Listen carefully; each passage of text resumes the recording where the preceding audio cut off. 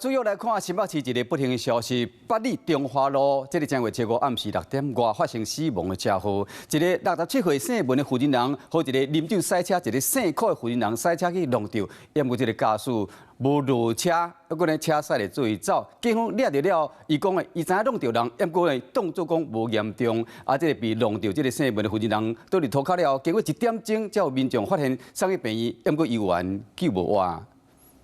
天色暗暝暝，搁伫咧落雨。一个查某人骑雨伞，徛伫咧路边讲电话。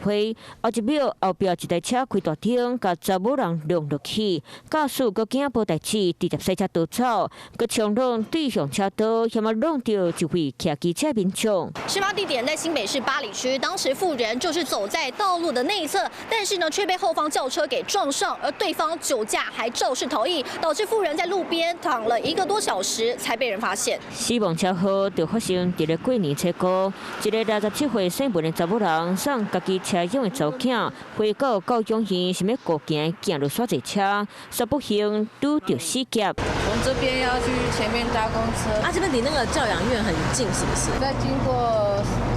这一门，再过去一点点的左边吧。 回头看事发经过，姓柯的驾驶啉酒了后，赛车转来转去，失去方向，弄到民众了后，搁逃走。那死者倒伫咧路边，袂顶袂当，送到病院嘛宣告过身。警察找到这个驾驶，伊讲家己知影弄到，不过救死无严重。经扩大调阅监视器，锁定涉案车辆，将肇事驾驶查缉到案，依交通过失致使逃逸及公共危险罪，移送士林地检署侦办。 如今啉酒赛车弄死单亲妈妈，驾驶却依法上班，爱替家己行为付出代价。